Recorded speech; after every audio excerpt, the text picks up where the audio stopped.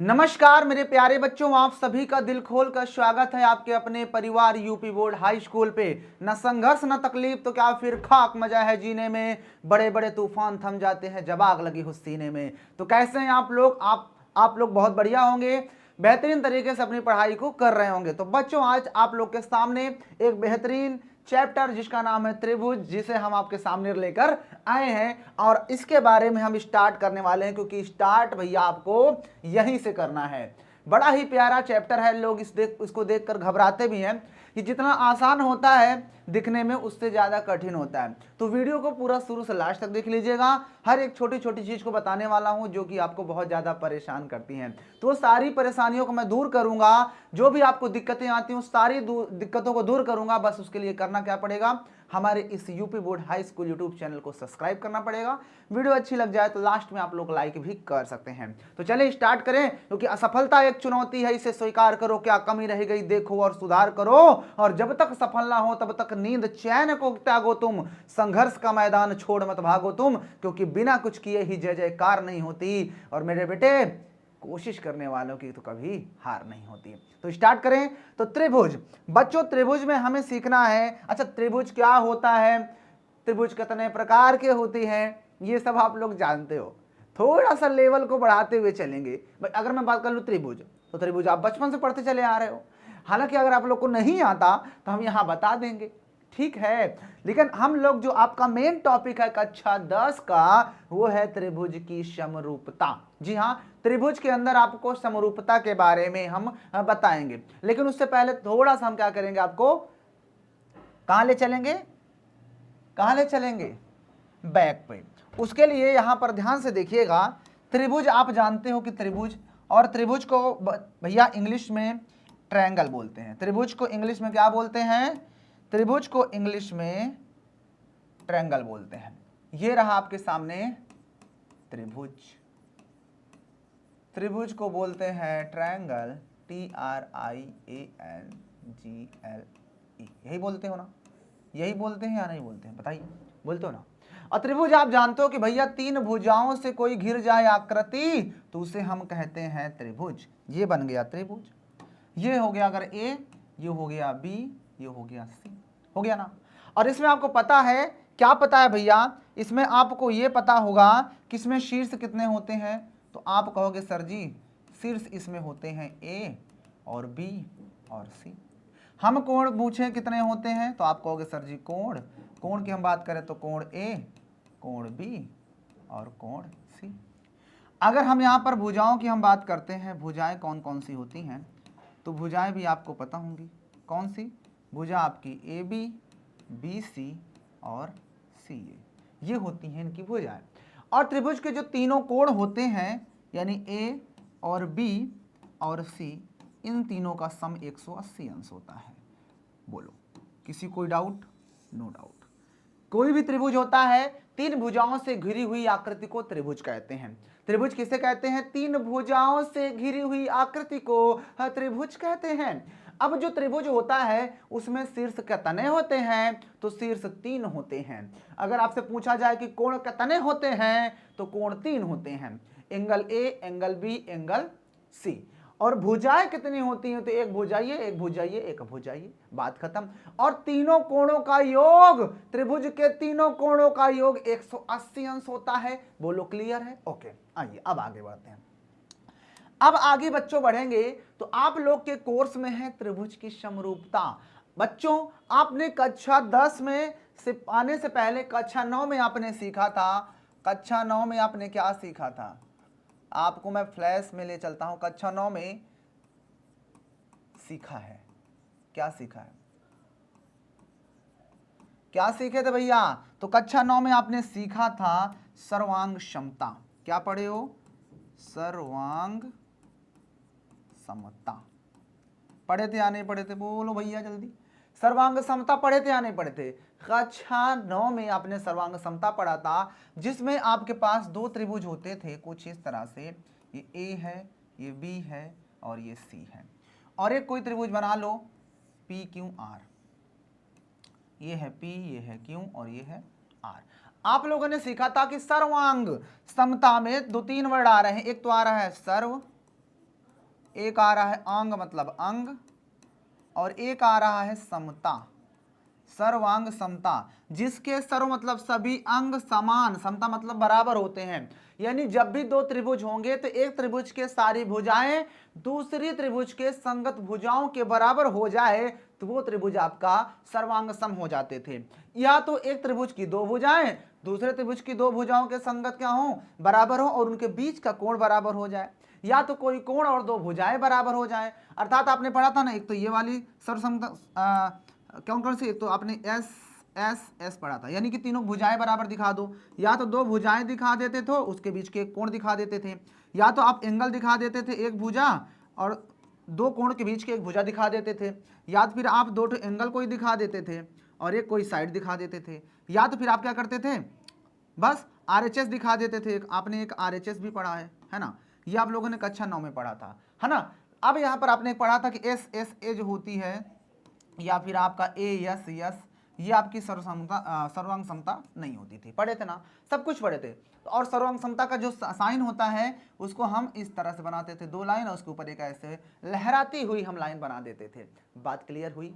बोलो जल्दी से। मतलब कि समांतर जो, मतलब कि मान लो कोई पटरी है एकदम बराबर चल रही है और उसके ऊपर कोई बढ़िया से लड़की चल रही है, एकदम लहराते हुए कमर को ऐसे, कमर को एकदम ये करते हुए चल रही है ना, लड़के चलती हैं ऐसे ऐसे ऐसे चलेंगी, ऐसे ऐसे चलती हैं। तो वही चीज यहाँ पर दिखाया गया है। तो अगर दो त्रिभुज सर्वांगसम होते हैं तो दो समांतर और इसके ऊपर एक ऐसी कोई लड़की है जो कि नागिन डांस करते हुए चल रही है, नागिन की तरह चल रही है। क्या बात है। आइए बच्चों, यहां पर मैं आपको बताने वाला था त्रिभुज की समरूपता में कि जब दो त्रिभुज समरूप होंगे तो समरूप में एक वर्ड आ रहा है बच्चों, समरूप में एक वर्ड आ रहा है, देखो जरा ध्यान से, समरूपता, जिसे हम इंग्लिश में बोलेंगे सिमिलर। क्या बोलेंगे? सिमिलर। क्या है? समरूपता या सिमिलरिटी लिख लीजिए।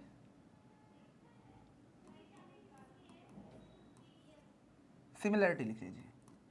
समरूपता में दो वर्ड्स छिपे हुए हैं मेरे बालक, एक छिपा है सम और एक छुपा है रूप।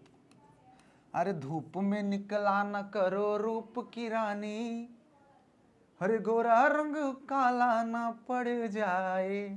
तो वही चीज यहां पर है कि सम मतलब होता है बराबर, सम मतलब होता है बराबर, और रूप मतलब होता है उनका स्वरूप। यानी कि जब कोई दो चीजें एक जैसी दिखाई देती हैं, उनका रूप एक जैसा हो तो वो होते हैं समरूप। लाइक मान लीजिए थोड़ी देर के लिए कि मेरे पास क्या है, थार है, सॉरी मेरे पास नहीं है, आपके पास मान लीजिए थार है,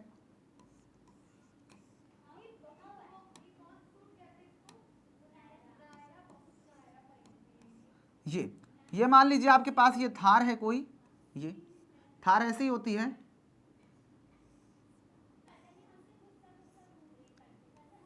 ये है, ये आपके सामने मैंने थार बना दिया, दिस इज योर थार, ये आपकी क्या है, थार है। अब ये थार क्या है, एक ये थार बनी है और एक थार मैं और बना देता हूं,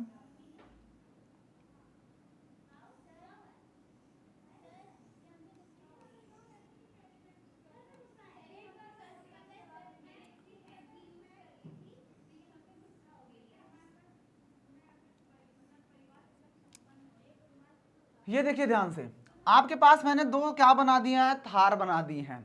ये आपकी एक पहली थार है, ये आपकी थार फर्स्ट है, और ये एक थार दूसरी है। थार सेकंड है, ये आपकी थार फर्स्ट है, ये थार सेकंड है। दोनों थार को देखोगे तो भैया इनका रूप एक जैसा दिख रहा होगा आपको, ये भी एकदम सेम जैसे दिख रही कि नहीं, कोई लोचा है क्या? अरे मान लो थोड़ी देर के एक जैसी दिख रही हैं। तो जो सिर्फ एक जैसे दिखाई देती हैं, जिनका रूप एक जैसा हो, आकार छोटा बड़ा हो सकता है, जिनका रूप एक जैसा हो, यहां पर लिख देता हूं रूप एक जैसा, रूप समान, परंतु आकार अलग अलग हो। जब कोई आपके पास समरूप से बोलेंगे कि उनका रूप समान हो, दो आकृतियां हो या दो से ज्यादा भी हो सकती हैं, वो एक जैसी दिखाई दें, लेकिन क्या हो, उनका आकार अलग अलग हो, एक छोटी हो एक बड़ी हो, ऐसा हो, तो ये समझ जाना कि वो दोनों को हम समरूप बोलते हैं। अब बच्चों समरूप का साइन होता है, समरूप का साइन होता है दिस इज, मतलब ऐसे लहराती हुई कोई नागिन चल रही है, लहराती हुई कोई नागिन चल रही है, तो यहां पर आपका क्या हो जाएगा, समरूपता का ये साइन होता है। ठीक है, बोलो कोई डाउट हुआ क्या?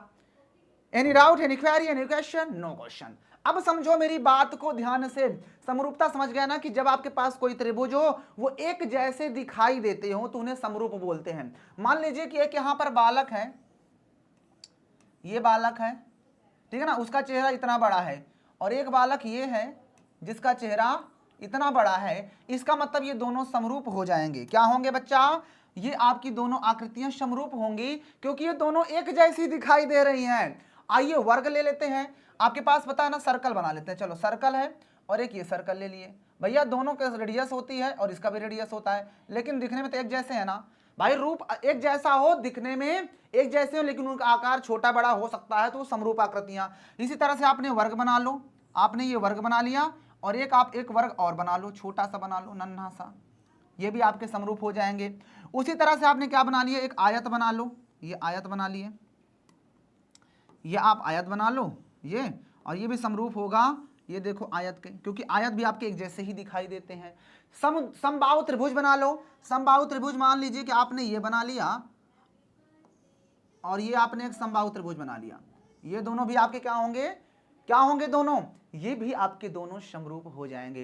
तो कहने का मतलब जितने भी वर्ग होते हैं सभी समरूप होते हैं, जितने भी समबाहु त्रिभुज होते हैं सभी समरूप होते हैं, जितने वर्ग होते हैं वो भी समरूप होते हैं, और जितने हमारे वृत्त होते हैं वो भी समरूप होते हैं। बोलो बात क्लियर हुई? ओके, जब ये बात क्लियर हो गई है तो अब यहां पे वापस आते हैं। कहता है कि जब कोई भी त्रिभुज आपका समरूप होगा, क्या होगा, समरूप, तो समरूप होने की कंडीशन ये होती है कि उनके संगत कोण आपस में बराबर हो जाया करेंगे, और उनकी जो भुजाएं रहा करेंगी, संगत भुजाएं, वो एक ही अनुपात में अर्थात समानुपाती हुआ करेंगी।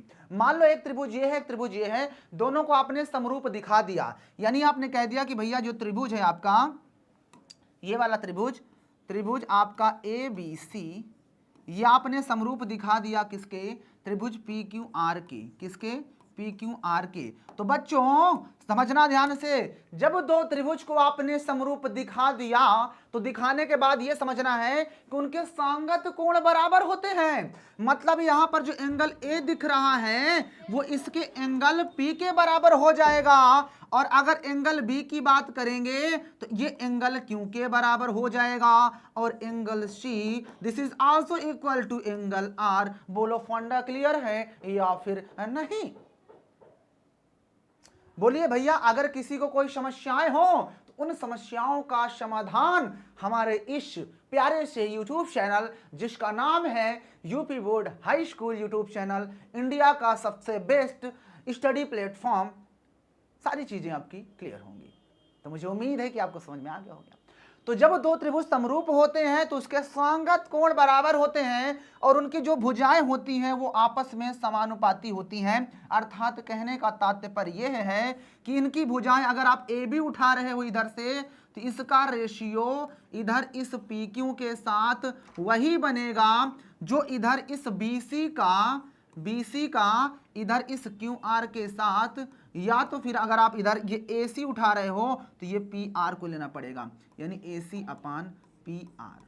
कहने मतलब ये सभी का जो रेशियो आता है वो बराबर आता है। कुछ भी कह सकते हो, कांस्टेंट या नियतांक लिख दो, मैं नियतांक लिख देता हूं, मतलब एक नियत वैल्यू आया करेगी हर बार हर किसी के लिए। आप इसको लिखो चाहे ना लिखो, ये this is not important, but ये बात आपको याद रखना है कि जब दो त्रिभुज समरूप होते हैं तो उनकी संगत कोण बराबर होते हैं, और उनकी संगत भुजाओं का अनुपात भी बराबर होता है। Now do you understand? You better understand. तो मूव करते हैं अगले क्वेश्चन पर। बच्चों ध्यान से पढ़ लो क्योंकि ज्यादा टाइम बचा नहीं है। आप हमारे साथ झूठ बोल सकते हो कि हमारी पढ़ाई अच्छी चल रही है, आप अपने माँ बाप के साथ भी झूठा बोल सकते हो कि हमारी पढ़ाई अच्छी चल रही है, लेकिन सच क्या है वो सिर्फ आप ही जानते हो। इसलिए शिद्दत और ईमानदारी वाली पढ़ाई बहुत जरूरी है। Now do you understand? You better understand. Move करते हैं अगले चैप्टर, उसमें अगला टॉपिक, ये भी आपको समझ में आ गया। ध्यान दीजिए बच्चों, कुछ बातें ध्यान भी दी जाती हैं। क्या ध्यान दी जाती हैं, ध्यान से समझना कि क्या ध्यान, तो भैया भाई एक ही चीज में आप लोग का ध्यान रहता है। बात कहता हूं बार बार कि समय के पास इतना समय नहीं है कि दोबारा वो आपको समय दे, इसलिए समय के रहते आप डिसाइड कर लो कि आपको क्या बनना है, वरना समय निकल जाने के बाद समय डिसाइड कर देगा कि आपका क्या करना है। समझ गए ना बात को? आइए तो ध्यान दीजिए कि यदि दो त्रिभुजों के संगत कोण बराबर हैं, अगर आपके पास कोई दो त्रिभुज हैं, उनके संगत कोण बराबर हो जाते हैं तो वे समान कोणिक त्रिभुज कहलाते हैं। मान लो कोई आपके पास दो त्रिभुज है, थोड़ी देर के लिए मैं एक त्रिभुज ये बना लेता हूं, एक त्रिभुज ये बना लेता हूं, और आपने ये प्रूव कर दिया कि इनके संगत कोण बराबर है। ये ए है, ये बी है, ये सी है, ये पी है, ये क्यू है, ये आर है। आपने प्रूव कर दिया ये वाला एंगल इसके बराबर, ये वाला एंगल इस वाले के बराबर, और इसके बाद बचा हुआ एंगल तीसरा वो तीसरे वाले के बराबर, ठीक है ना। तो इसका मतलब इसको हम बोलते हैं समान कोणिक त्रिभुज। तो ऐसे त्रिभुजों को हम क्या बोलेंगे बच्चा? समान कोणिक। क्या बोलेंगे? समान कोणिक।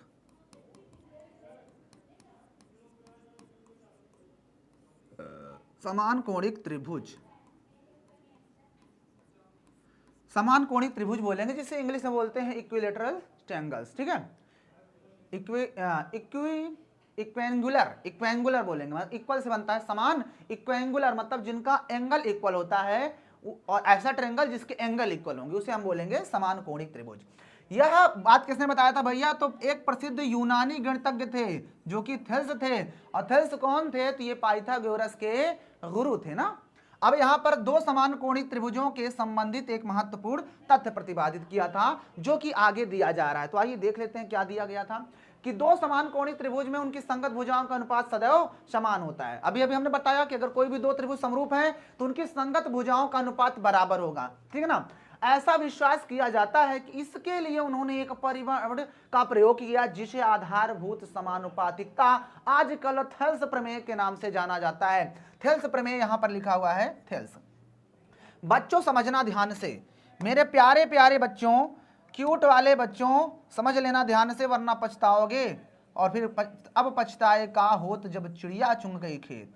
तो थेल्स महोदय जी ने एक बहुत अच्छी बात और एक अच्छा सा कॉन्सेप्ट हम लोग को देख गए हैं, जो कि शायद हमें हमेशा काम आएगा। तो थेल्स महोदय जी ने कहा था आधारभूत समानुपातिकता प्रमेय, आधारभूत समानुपातिकता प्रमेय,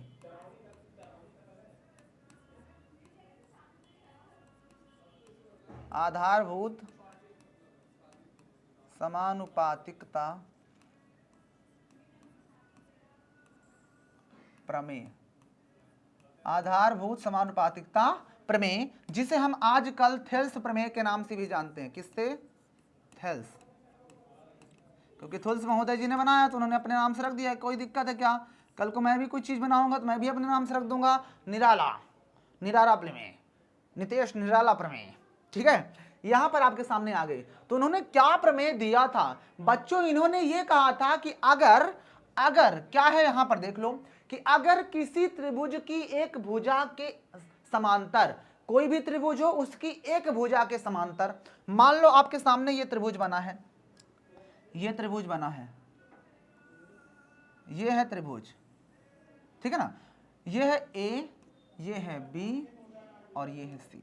इसमें कह रहा है भैया कि एक भुजा के समांतर, किसी त्रिभुज में एक भुजा के समांतर, अर्थात मान लो हम बीसी भुजा के समांतर कोई एक लाइन खींच दिए, ये बीसी के समांतर मैंने क्या खींच दिया? डी और ई खींच दिया ना। मैंने बीसी के समांतर डीई को खींच दिया है, तो वो दो भुजाओं को भिन्न भिन्न बिंदुओं पर प्रतिच्छेद करे। तो भिन्न बिंदु प्रतिच्छेद किया, यानी डी पर और ई पर प्रतिच्छेद कर दिया, ठीक है।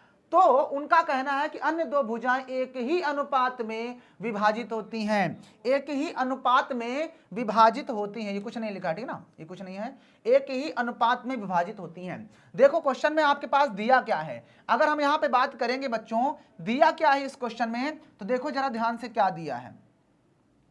दिया है आपके पास कि आपके पास कोई त्रिभुज है ए बी सी, कोई भी त्रिभुज है, त्रिभुज ए बी सी, त्रिभुज ए बी सी में क्या दिया है? आपका जो डीई है वो किसके समांतर दिया है? बी सी के। यही तो दिया है, इतना ही दिया ना, बस बस, बहुत ज्यादा लिखने की जरूरत नहीं है। और उसके बाद आपको अगर ये चीज दिया होता है तब होता क्या है, तब क्या होगा, जरा ध्यान से समझ लेना मेरी बात को, वरना रोना आधी रात को, ठीक है ना, फिर मत कहना। तो यहां पर कह रहा है कि अगर किसी कोई त्रिभुज है, उसकी एक भुजा के समांतर हम कोई लाइन खींचे हैं, तो जाहिर सी बात है बाकी की दो भुजाओं को कहीं ना कहीं काटेगा, तो उसके द्वारा जो पार्ट बन जाता है, एक पार्ट ये और एक पार्ट ये, इनका अनुपात क्या होता है, समान अनुपात होता है, समान अनुपात में विभाजित करता है, अर्थात एडी अपान में डी बी, इसका रेशियो इधर से ए ई और अपान में ई सी के रेशियो के इक्वल होता है। बात क्लियर? बोलो किसको फंडा क्लियर नहीं हुआ, जल्दी बताओ। जिसे ये फंडा क्लियर नहीं हुआ, मैं उस फंडे को क्लियर करने के लिए अंडे लेकर आता हूं आप लोग के लिए। जल्दी बता दो मेरी बात को, किसे डाउट है आधी रात को, जल्दी बता दो भैया। अब आपको समझ में आ गया ना कि थेल्स प्रमेय ये कहती है कि अगर किसी भी त्रिभुज में एक भुजा के समांतर आपने कोई लाइन खींच दिया, तो बची हुई दो भुजाएं बराबर अनुपात में काटती हैं। बात क्लियर? ओके। अब आप लोग कहोगे सर जी जरूरी कि ये अपान ये हो, ये अपान यही हो। आप यहीं से ये भी कह सकते हो, देखो पहली बात तो ये मेन प्रमेय है, ये मेन प्रमेय है, लेकिन आप यहां पर दिमाग लगाओगे तो आप ये भी कह सकते हो, आप यहां से ये भी बात कह सकते हो कि इनका रेशियो यानी एडी अगर आप ऊपर ले रहे हो, एडी और पूरा का इस पूरे के साथ ले लो ए बी के साथ रेशियो, तो इधर भी आप ए ई को लो, पहले क्रम बहुत इंपॉर्टेंट है तो ए सी को लेना पड़ेगा। ये आप कहोगे सर जी हम ए डी को पहले ले लें, तो चलो ए डी ले लो, आप चाहो तो पहले कौन डी बी ले लो ऊपर, कोई दिक्कत है, आपने डी बी ऊपर ले लो और अपान में पूरा ए बी लिख दो, तब भी सही है। इधर भी देखो, अगर आपने नीचे डी बी पहले लिया तो इधर भी आपको पहले ई सी को ही लेना पड़ेगा, इसका भी रेशियो इस पूरे के साथ ए सी के साथ क्या होगा, इक्वल होगा। बोलो क्लियर? यानी कि हर रेशियो में ये बराबर होगा। अगर ये आपके पास लाइन खींचे तो ये अपान ये इक्वल टू ये अपान ये, या तो फिर ये अपान टोटल तो ये अपान टोटल, या तो फिर ये अपान टोटल ये अपान टोटल, हर तरह से अनुपात बराबर होगा। बोलो क्लियर है? तो आपकी ये दो बातें जो मैंने लिखी, ये भी आप लोग को याद रखना है, ठीक है ना, कि जब दो त्रिभुज आपके मतलब कोई त्रिभुज है, उसमें एक भुजा के समांतर हम रेखा खींचेंगे तो वो बाकी भुजाओं को तो दो बिंदुओं पर काटेगा, तो उसके द्वारा जो त्रिभुज बट जाते हैं उनका अनुपात, भुजाओं का अनुपात समानुपात होता है। ये होती है थेल्स प्रमेय। इसी का विलोम होता है थेल्स विलोम प्रमेय, भी जान लीजिए आप लोग, थेल्स विलोम प्रमेय, थेल्स विलोम प्रमेय, थेल्स विलोम प्रमेय। अगर हम थेल्स विलोम प्रमेय की बात करते हैं, अगर मैं आप लोग से थेल्स विलोम प्रमेय की बात करूंगा तो ये कहता है भैया, कहता है कि अगर बल्ब जल गया तो बुतेगा काहे नहीं। अगर ये बल्ब जल रहा है तो ये बंद भी तो हो सकता है ना। तो अगर हम यहां से दिखा दिए कि रेखाएं समांतर हैं तो भुजाएं समान अनुपात में काटेंगी। तुम कह रहे हो सर जी अगर भुजाएं समान अनुपात में काट दें तो क्या रेखाएं समांतर होंगी? हम कहेंगे यस भाई, कैसे, आओ देखते हैं। तो भैया थेल्स का विलोम प्रमेय उल्टा चलो। अभी तक कह रहा था कि कोई भी आपके पास त्रिभुज हो, उसमें एक भुजा के समांतर तुम लाइन खींच दो तो बची हुई भुजाएं क्या होती थी, समान अनुपात में काट देती थी। तो थेल्स का विलोम ये कहता है कि कोई त्रिभुज में अगर भुजाओं को समान अनुपात में कोई रेखा काटती है तो वो रेखा दूसरी रेखा के असमांतर होती है। बात क्लियर? आइए इसको हम करके देख लेते हैं। मान लीजिए कि आपके पास त्रिभुज है ना, ए भैया त्रिभुज है कि नहीं है ना त्रिभुज? ओके। अब हमने क्या किया, यहां से कोई एक लाइन खींच देते हैं, ये यहां से जा रही है तुम्हारी मौसी की यहां लाइन। अब ये हो गया डी, ये हो गया ई। अब ये हो गया डी से, दिल्ली से आपके मौसी के यहां तक ये लाइन जा रही है। अब क्या हुआ, मैंने यहां की कह दिया कि भैया यहां पर जो रेखाएं हैं ए डी, कौन सी ए डी, इसका रेशियो इस डी बी के साथ इक्वल बना रहा है, इधर से ए ई किसके साथ, इस ई सी के साथ। तब थेल्स विलोम प्रमेय से ये डी ई जो होगा वो समांतर हो जाएगी बी सी के। बात क्लियर? बात समझ में आई? नहीं समझ में आया कि अगर भुजाओं का अनुपात आपने बराबर दिखा दिया तो रेखाएं समांतर। अब यूं कहोगे सर ये तो ऐसे जा रही है, काहे भैया आपने भुजाओं का अनुपात बराबर दिखा दिया तो ये लाइन गलत खींची है, सीधी जानी चाहिए था। समझ में आया? नहीं समझ में आया? बहुत अच्छे तरीके समझ में आया है। बस ज्यादा नहीं, मैं आप लोग से 10 मिनट और लेने वाला हूं। बात समझ में आई? आइए देखो जरा ध्यान से, आइए आगे हम देखते हैं ध्यान से। यहां तक समझ में आ गया? अब समझो, आगे समझो। मैं आपके सामने एक क्वेश्चन देता हूं। मैंने क्वेश्चन दे दिया कि कोई त्रिभुज है, ये त्रिभुज है, ये त्रिभुज है, ये है आपका ए, ये है आपका बी, ये है आपका सी, और ये कोई एक इस तरह से लाइन काट रही है, ये काट रही है ना इस तरह से। और मैंने कह दिया कि ये 4 है और 4 नहीं लेते हैं, इसको ले लेते हैं, मान लो कितना ले लें, इसको 8 ले लो, इसको 9 ले लो।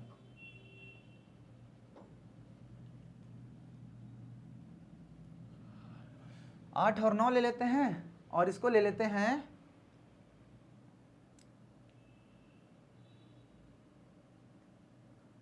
0.8,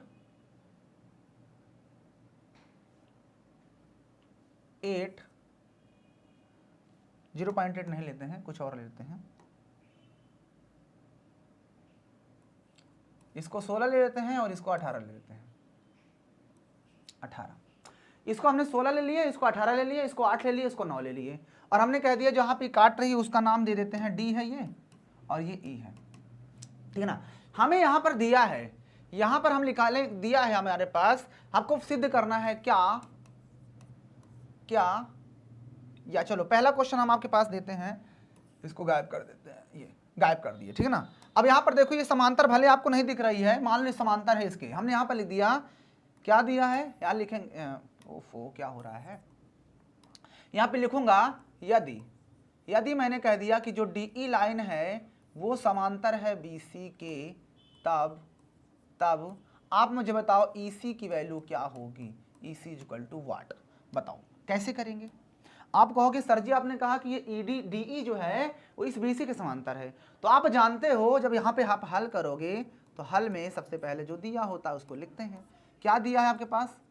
तो देखो क्या दिया है, तो दिया है आपके पास कि डीई जो है वो समांतर है बीसी के, है ना। अतः जब किसी त्रिभुज में एक भुजा दूसरे भुजा के समांतर है तो अतः थेल्स प्रमेय से, किससे? थेल्स प्रमेय से, थेल्स प्रमेय से आपकी जो भुजाएं होंगी अर्थात एडी का रेशियो इधर से वो किसके साथ, इधर इस डीबी के साथ, और उधर देख रहे हो तो एई का रेशियो किसके साथ, ईसी के साथ इक्वल होगा, होगा कि नहीं होगा? ये होता है थेल्स प्रमेय विलोम से।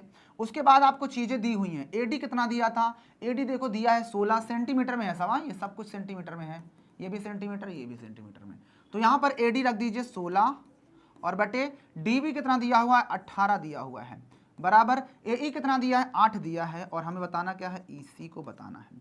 आपको पता है ये देखो दोनों कट रहे हैं कितने से, 2 से, तो 2 9 18 होता है और 2 8 16 होता है, यहाँ पे आ जाएगा 8/9 बराबर 8/ईसी। अब क्या करेंगे, इसके आगे का प्रोसेस, तिर्यक गुणा करने पर क्या करेंगे, तिर्यक गुणा करने पर, तिर्यक गुणा करने पर कर दो तिर्यक गुणा, मतलब इसका इसके साथ यानी 8 गुणते ईसी हो जाएगा, और इसका इसके साथ होगा तो 9 गुणे 8 हो जाएगा। अब इधर ये गुणे में है 8, उधर जाएगा तो भाग में, तो ईसी बराबर हो जाएगा 9 गुना 8 और बटे 8, 8 से 8 कट जाएगा ना, तो यहां से आपके पास ईसी बराबर कितना आ गया, 9 centimetre. This is your final answer. बोलो भैया किसको समझ में नहीं आया इस प्रश्न का उत्तर? जल्दी से कमेंट में छाप दीजिए, किसी को कोई दिक्कत हुआ क्या?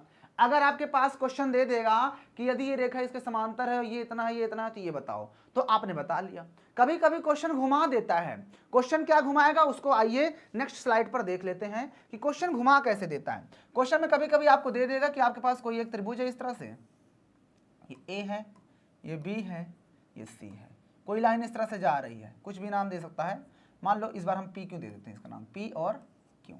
उसने कह दिया कि ये भुजा आपके पास 5 है, 5 सेंटीमीटर, ये है आपके पास 7 सेंटीमीटर, ये है आपके पास 2 सेंटीमीटर और ये है 8 सेंटीमीटर। दिया है ना, सारी भुजाएं।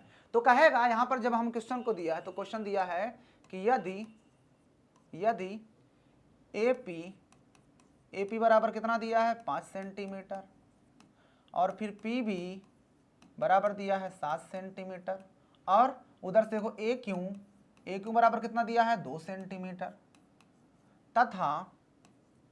तथा ये QC या CQ बराबर 8 सेंटीमीटर है, तो क्या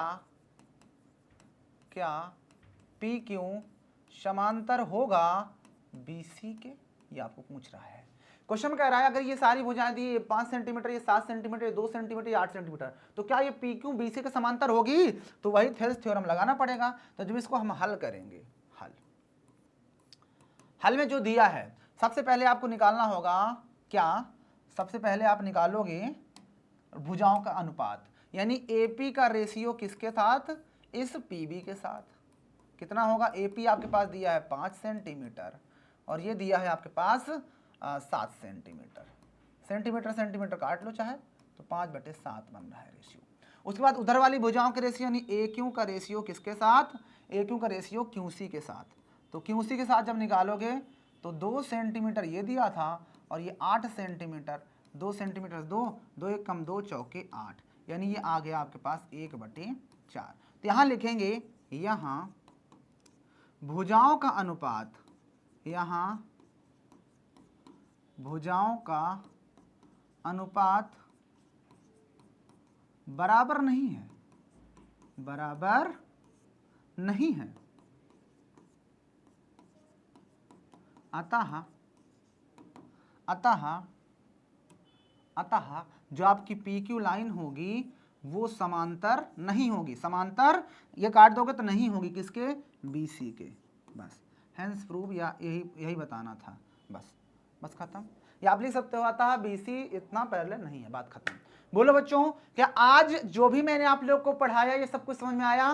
बोलो जल्दी से कोई बात। यहाँ पर देखो कैसे हम भुजाएं अगर अनुपात में हैं तो इसका मतलब रेखाएं समांतर होंगी, अगर रेखाएं समांतर हैं तो भुजाएं समान अनुपात में काटती हैं। यहां पर मैंने आपको एक एग्जांपल भी करके दिखा दिया, यहां पर मैंने फार्मूला बता दी, आपकी इंपॉर्टेंट है ये पेज, आपका वेरी मोस्ट इंपॉर्टेंट पेज है। इस पेज को आप लोग जरूर याद रखना, वेरी मोस्ट इंपॉर्टेंट है, ठीक है ना। इस पेज को जरूर देखना, और ये आपकी बुक का प्रमेय है, शायद 6.3 आप लोग देख लीजिएगा, 6.1 है शायद, ये आपकी बुक की 6.1 प्रमेय है, इसको भी आप लोग अच्छे से देख लीजिएगा। तो मुझे उम्मीद है बच्चों कि आज की जो ये सेशन था बेहतरीन तरीके से आपको समझ में आया होगा।